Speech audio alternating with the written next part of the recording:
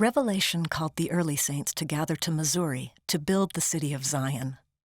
But their hopes were met with violence, and they were driven from place to place. It would have been a very stressful and anxiety-filled existence to be a Mormon living in Missouri in the 1830s. You wanted to build a permanent, stable society, a community in which you could live happily and raise your children, and they could then in turn raise their children. But Mormons were denied that at this time. By 1838, after 7 years in Missouri, the saints were losing patience with persecution. We warn all men, in the name of Jesus Christ, to come on us no more forever. For from this hour we will bear it no more.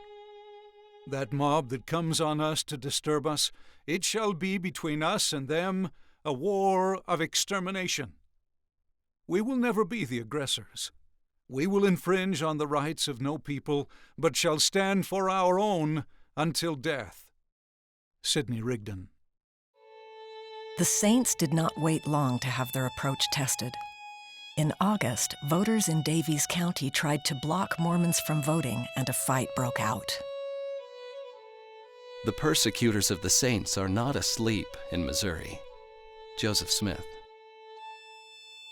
That same election day, citizens in Carroll County voted to drive Mormon residents out. When the saints stayed, their opponents laid siege to the Mormon town of DeWitt.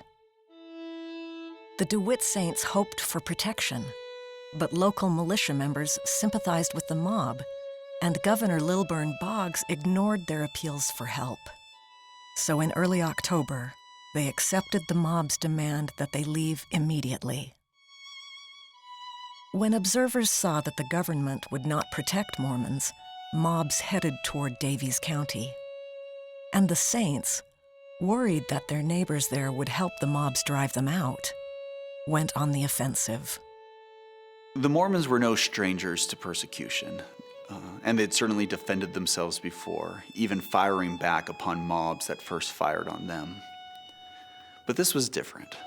Here they were, driving their neighbors out of their homes or taking their neighbors' goods. And to several of the Mormons involved in this, it felt different and it didn't feel right. Exaggerated reports of Mormon aggression spread quickly. When a group of Mormon men fought to free captives taken by a rogue militia unit, messengers told the governor that the saints were in open rebellion. Governor Boggs' response was swift and extreme. The Mormons must be treated as enemies and must be exterminated or driven from the state if necessary for the public peace. Governor Lilburn Boggs. People in Missouri were determined to rid the state of this unpopular religious minority, and they were willing to use violence to have that happen. The governor's extermination order both reflected that violence and gave further sanction to it. Missourians used all sorts of tactics against the Mormons. They raped women. They took men from their homes and beat and whipped them. They burned homes. They burned crops. In the most horrific incident, they attacked a settlement of Mormons at Hans Mill, killing 17 men and boys there who ranged in age from 9 to 78. At the end of October, troops surrounded the Saints' main settlement and demanded that they surrender, giving up their leaders and their property. They were instructed to leave the state and warned against ever gathering together again.